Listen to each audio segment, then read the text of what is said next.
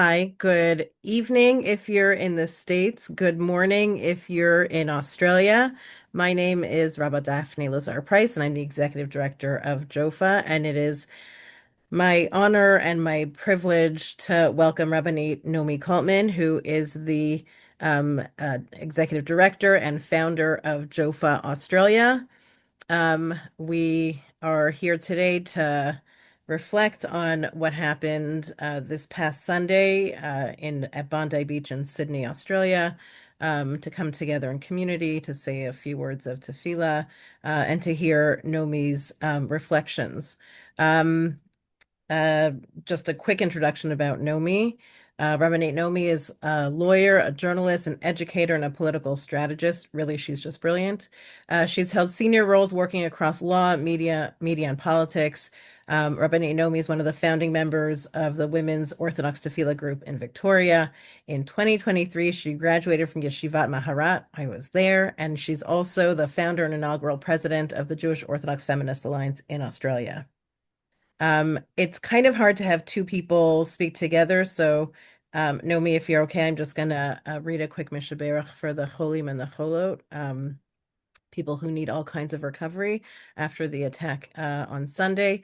Mishaberach Avotenu Avraham Yitzchak v'Yaakov Moshe v'Aaron David Shlomo Sarah Rivka Rachel Leah Hu Yivarech et HaCholim בעבור שנודרים צדקה בעבורם, בשכר זה הקדוש ברוך הוא ימלא רחמים עליהם ולהחלימם ולרפאותם ולהחזיקם ולהחיותם, וישלח להם מהרה רפואה שלמה מן השמיים לרמח איבריהם ושס"ה ידיהם בתוך שאר חולי ישראל, רפואת הנפש ורפואת הגוף, השתא בעגלא בזמן קריב, ונאמר אמן.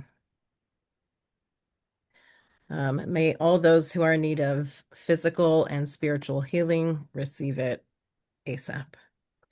So Nomi, I just want to debrief quickly. We last connected in person at the JOFA conference, which was barely 2 weeks ago, and now feels like it was a lifetime ago. And the panel that we spoke on talked about what it is to build a global Orthodox feminist space. And I hate to say, we obviously come together, we share good news when there's good news to be shared, and obviously we show up for each other in times of tragedy too. So I am honored to be in the bonds of sisterhood with you and sad that this is what's bringing us together, but I know that we'll find other opportunities to get together.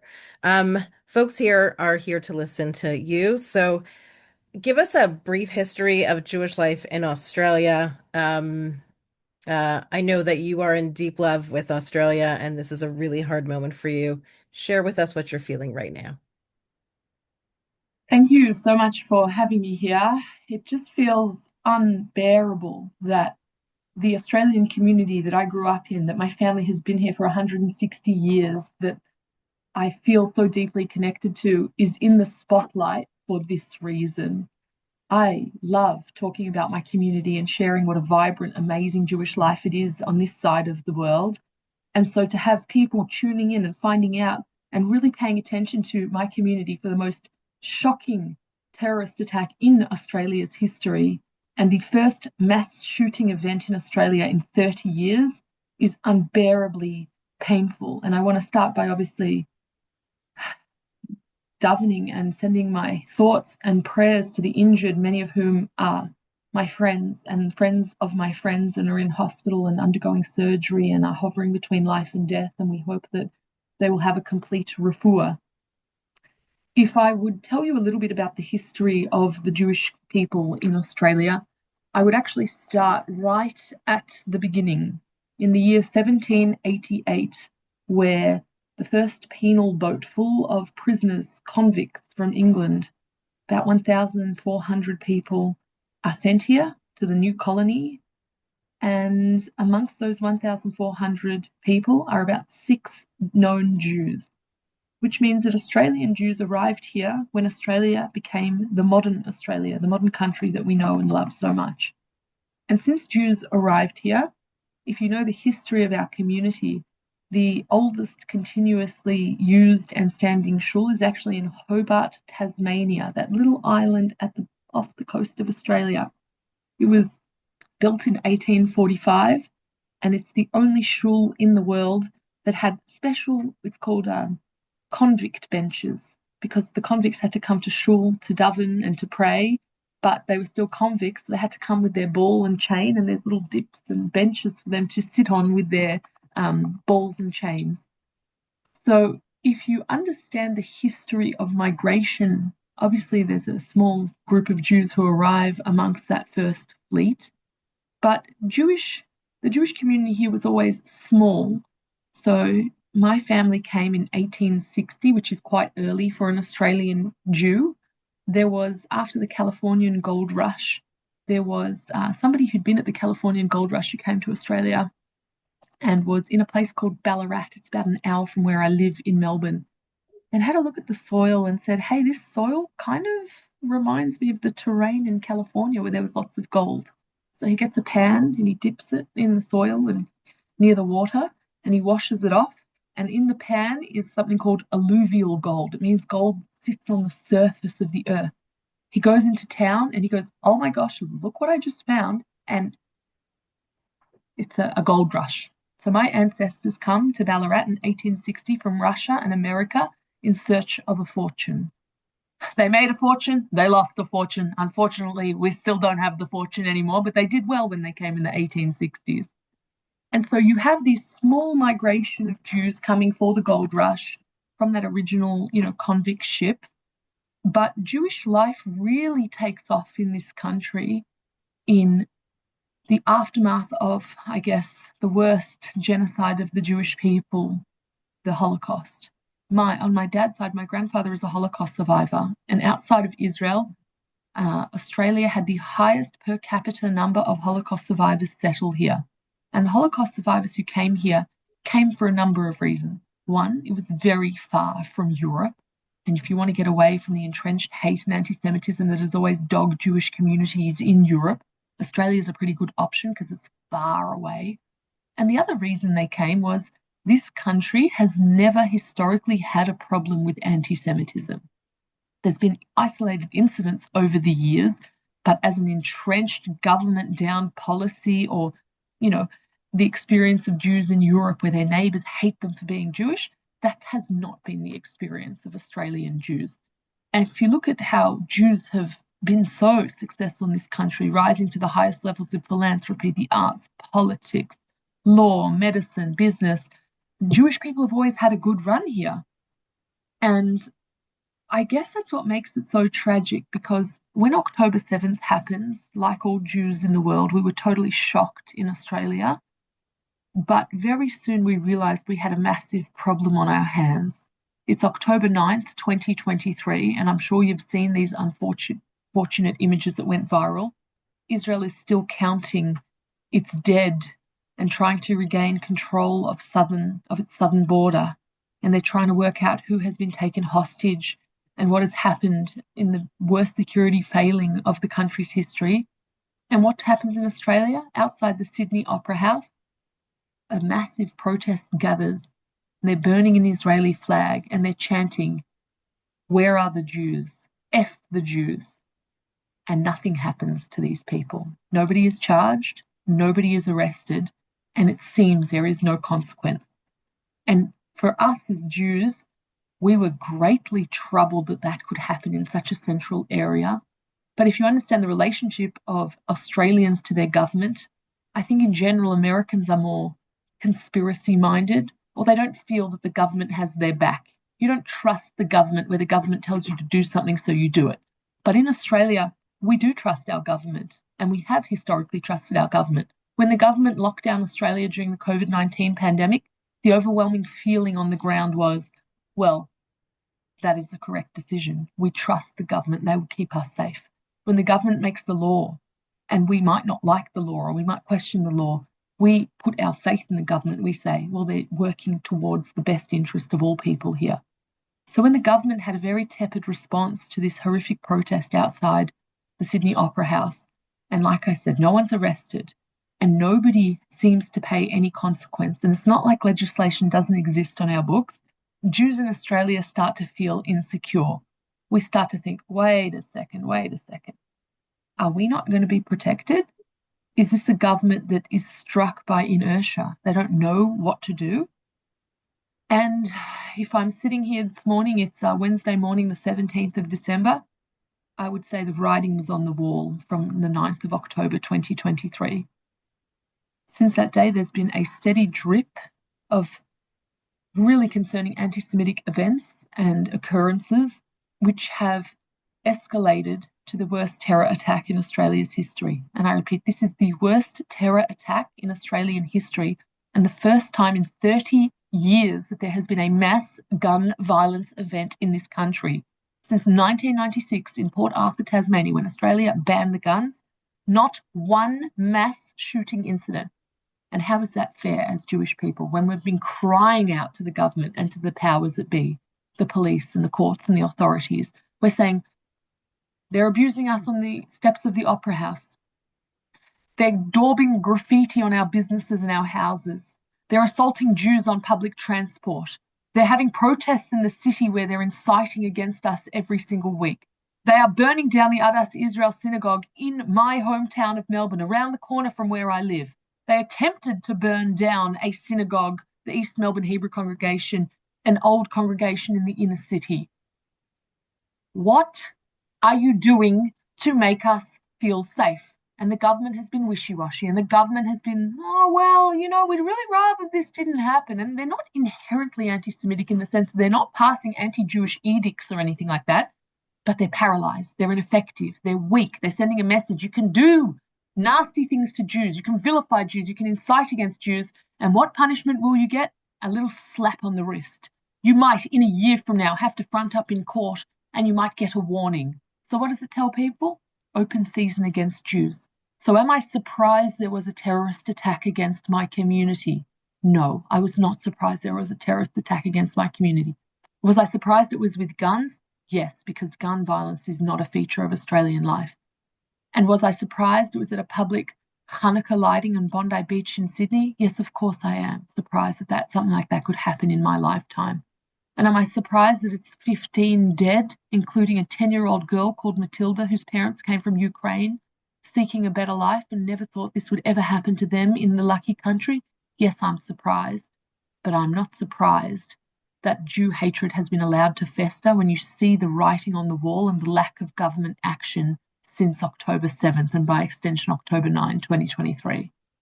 I just want to take a deep breath and pause for a second because that was a lot of very heavy information. And I want to say that when I visited Melbourne in 2023 for the JOFA conference that you invited me to, it really felt like a dream place. It actually reminded me a lot of my hometown of Toronto, and that's its own saga right now. But to see Jewish life thriving in a major city in Australia, it really was very special. And not just Jewish life, just the whole culture in Australia. Everybody's super friendly and outgoing and accommodating and helpful. And as somebody from North America who never learned which way to look before crossing the street, the number of people who pulled me out of traffic, really, it is, people kept asking me, you and I were in touch very early on Sunday morning, my time, as this was kind of transpiring. And I kept thinking, I can't believe it. And I can believe it for the reasons that you describe. And I still can't believe it. You alluded to a little bit of the wishy-washiness. What is the sense of members of in the government in Australia? Are you hearing, or, like you said, some wishy-washiness? Are there voices that are rising to the occasion? Is there any kind of signaling of hope for Australian Jewry um, right now? Nobody wants to hear your thoughts and prayers, is the general sense on the ground in Australia. Everyone always says the right thing. It's not a words problem. Whenever, when they burnt down the Adas Israel synagogue, the Prime Minister turned up and he said, let me be very clear, there's no place for this in Australia. So he says the right things. He comes, he turns up, he comforts people. And then what? Nothing. Then nothing. There's no legislation to follow it up. There's no law enforcement to follow it up. I'm sick of your thoughts and prayers. You can put those where you put all the actions you did to protect us, which is nowhere. You didn't do anything to protect us. So I don't care what the Prime Minister says. I don't care what the Leader of the Opposition says. I don't care how Australian politicians are coming to our community now. And we had a vigil in Melbourne on Monday night, the night after, and the Premier, the Governor of my state, turned up, and she's from the same party as the Prime Minister. and people booed her. Boo. And okay, on a base level, that's not menschlich. That's not a nice way to behave because she's coming and we invited her and it's important she turns up. But you want to know how people are feeling? There's a simmering anger, an anger that is really hard to encapsulate. Because if you understand Australia, right now it's the summertime. My kids just got off on school on Friday. All the Jewish schools finished. It's Hanukkah. This is our long summer holidays. Everyone usually, I have an American friend who married one of my Australian friends, and he's an artist, and a business bought a piece of his artwork. And he called them up. He said, "When would you like me to come and install it in your office?" And they said, "Well, it's summer. We'll see you the 5th of February." And he's like, "What? Australia shuts down. Americans come here and like, wow, you guys really take a break." Yes, we do. From about the 15th of December until the 1st of February, good luck getting a single thing done in this country. Everyone's on the beach. Everyone's on holidays. It's summer. So if that's the general feeling where Australians are chill, Australians like to relax, nobody gets really worked up here. They sort of tell you, you ask an Australian, "How are you?" "Yeah, good, mate. Yeah, good." Everyone's just chilling. It's a chill society. But to have that level of simmering anger where there's a fury, a white hot fury in the Jewish community, because we feel we gave the government and the powers that be plenty of notice. And we kept telling them, "Help us, help us, help us, do something, do something, do something." And if you ask me, what did they need to do? I've used this example before and I will use it again. If you were in this country, in Australia, during the COVID-19 pandemic, you got a sense of what it's like when the Australian government says, "Die, must speak, enough. We are not going to tolerate something." They had huge punitive fines. You weren't allowed to leave your house. If you contravened any rule, including, driving a little bit out of your zone, we were locked to 2.2 miles and there was a curfew every night. And if you came out after curfew, you drove past your zone, you got a $5,000 fine. People didn't do anything because the government said, "We are cracking down and there's a zero tolerance approach." And if I draw on the example of Australia's refugee policy, we had a problem of people coming through illegal immigration. And I'm not necessarily supporting the policy. I'm just trying to draw on the example where Australia said, "We're not going to tolerate illegal immigration anymore," which means if you come to Australia on a boat or without any sort of permission to be here, we will put you on Nauru. It's a country in the middle of the Pacific with a population of 10,000 people, basically no infrastructure, and we'll put you in offshore detention indefinitely. What does those two examples show?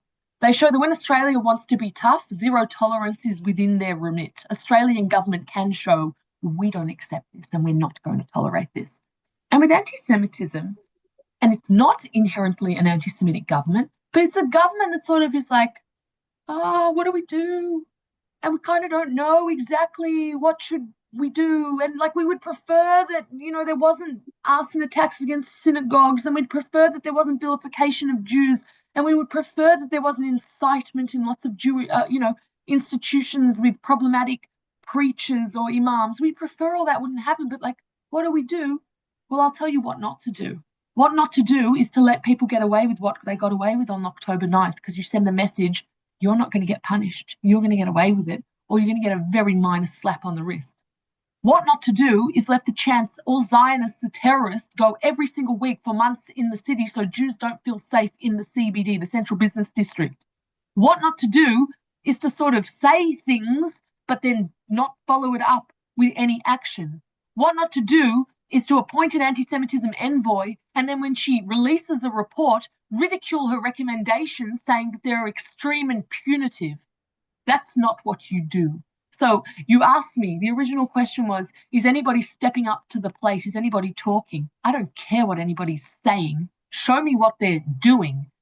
Your words are meaningless if there is no action and no resources to back them in, because it doesn't feel fair as an Australian Jew who has lived in this country, who has loved this country, who has always felt proud to be an Australian Jew.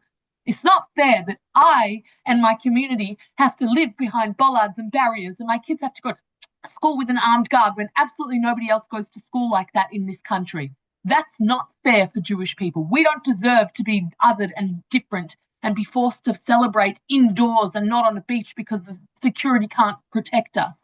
That's not fair. So talk however you want, say whatever you want, but follow it with concrete action and not just small actions like here's some money for security. Jewish life should be lived in public in this country. No one else experiences what we experience in the way that we are so under siege.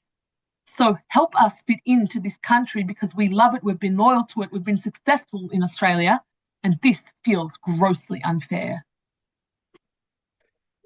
Do you get the sense that people are making serious plans to leave? I hear the passion in your voice, and part of me wants to, well, let me now reframe. I hear the passion in your voice, and part of me wants to ask you if you're planning to run for office again or if you're thinking an exit strategy. And you don't have to answer that personally. I'm just planting the question.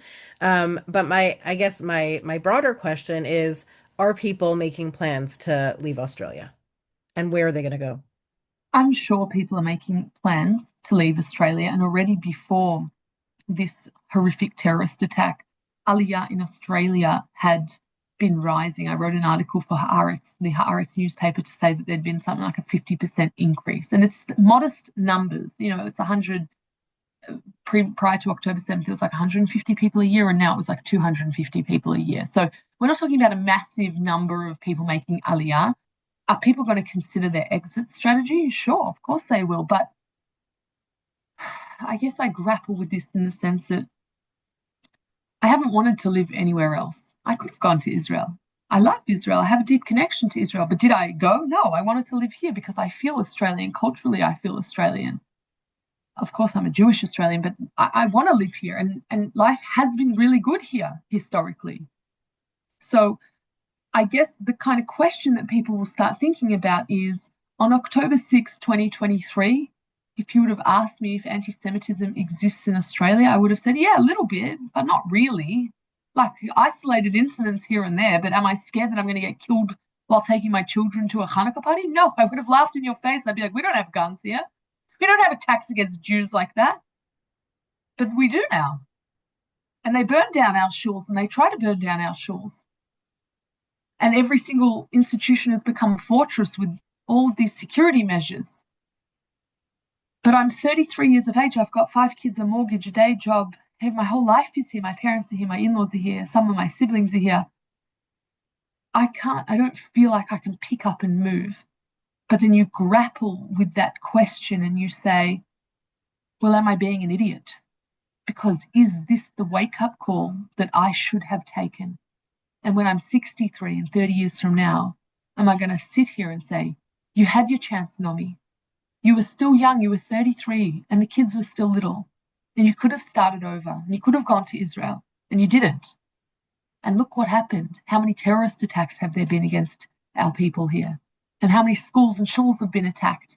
And you have that deep insecurity that you're making the wrong decision to stay here.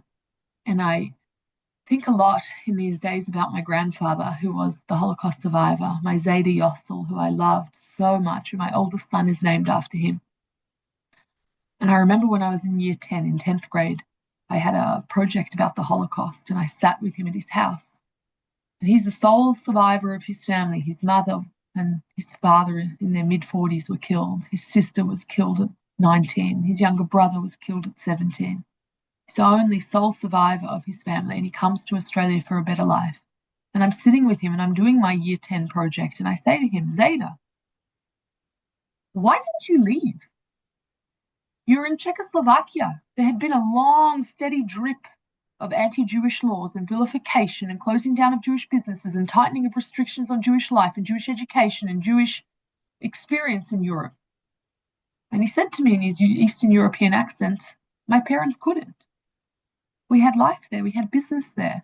And in my current age and stage of life, I have never understood that more because I don't feel like I can pick up and move my life. But do I think Jews have a future in this country? Well, I really hope they do, but I wouldn't bet all my money on it. And that is really terrifying because as Australian Jews, this hasn't been our life experience living in Australia. This hasn't been the experience growing up. This was the Goldene Medina, as they say in Yiddish, the golden country, the lucky country, the country where life is easy, the weather is good, the wildlife is glorious, the beaches are glorious. You can have the best Jewish life and the best Australian life, and no one really cares you're Jewish. But now what are we looking at? We're looking at the most glorious, beautiful beach in Australia, the most iconic and beautiful white sand and blue surf waves, blue, beautiful, crystal clear blue water, stained with the blood of Jews who went to celebrate Hanukkah, an event they held every year. And we weren't secure and we weren't safe. And my friend Shayna, her father, has been killed. Where do you go from that? How do you reconcile the Australia we've always known and loved when you think that this could happen here and the government can't guarantee it won't happen again? I don't know what to say.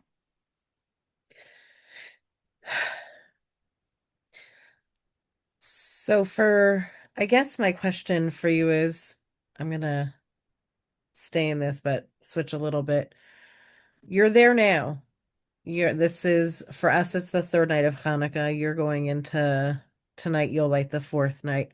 What does Hanukkah look like in Australia in the days after the atrocities of Bondi Beach?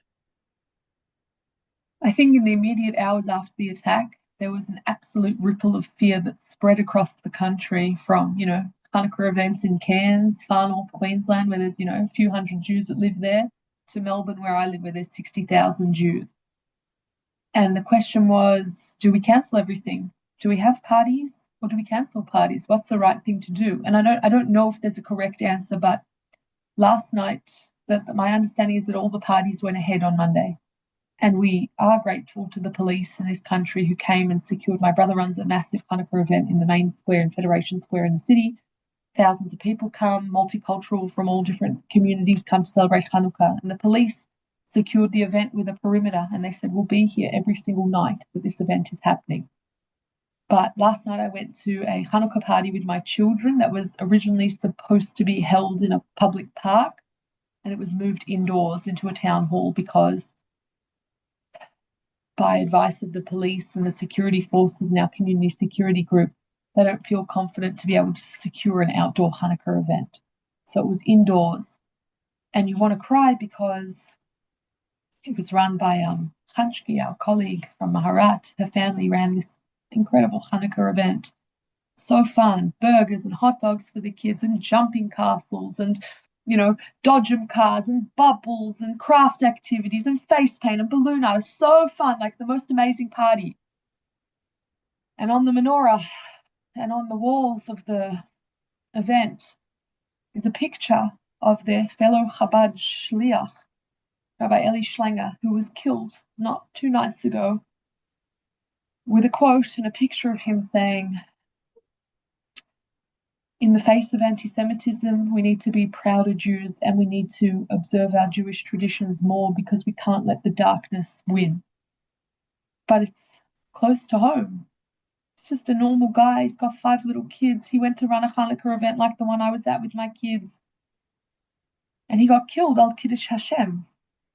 And it's hard to reconcile that. So the parties are happening and Hanukkah is happening, but it doesn't feel like Hanukkah of yesteryear. It doesn't feel like Hanukkah of 2024, and it doesn't feel like Hanukkah of 1994. It feels very different, very somber, very depressing. And, we were thanking the security forces outside Hanukkah. But once again, I had that deep disappointment where I said, they don't live like us. It's Christmas here, 8 days. It's Christmas fairs in every single public park, in every single race course, in every single public hall. They have meet and greet with Santa. You have all these festivities and Christmas carols. But they can go to their parks and they can sing their Christmas carols and they're not worried that anyone's going to shoot them up. And they can go have their events at Father Christmas and they can celebrate out and open and public. But our events get moved indoors and have several layers of security, including our community security group, the police, extra resources from the government, and an ID check when you walk in. And is it going to get worse? Yeah, probably it's going to get worse because you've had the worst terror attack in our history. So do I want to be here in a country where my Hanukkah party can't have an event with its location published, but my neighbours, who are lovely people, they're good Australians, get to go to their Christmas carols and live their religious life and their cultural life without the same experience that me as an Australian Jew has to live under. And that's very hard to think about.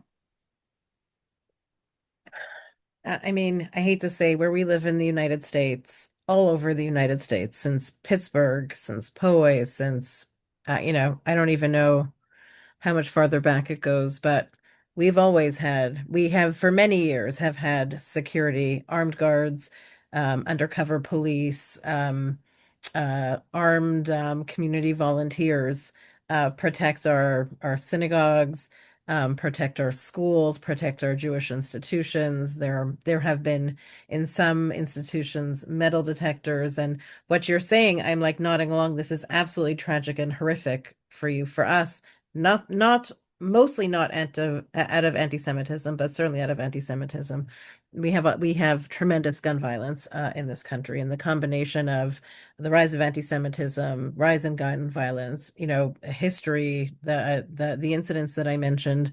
As you know, we held our JOFA conference, like I said, barely 2 weeks ago, and for the same security reasons, we did not release the location of the conference unless you registered, and then the information was shared, but we never posted about it, and we never shared it publicly.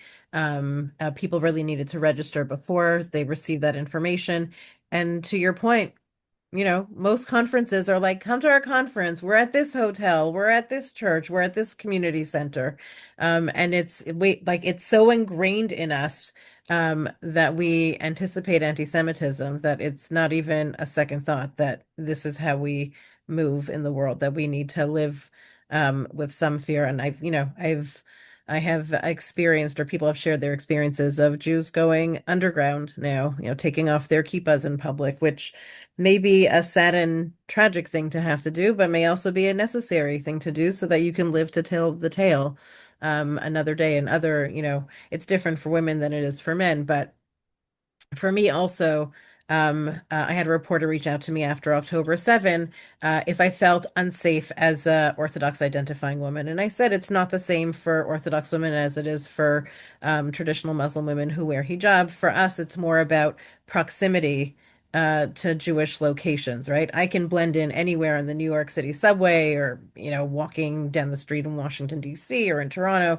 and nobody will necessarily know who I am. Jews bagel each other, that's a different thing.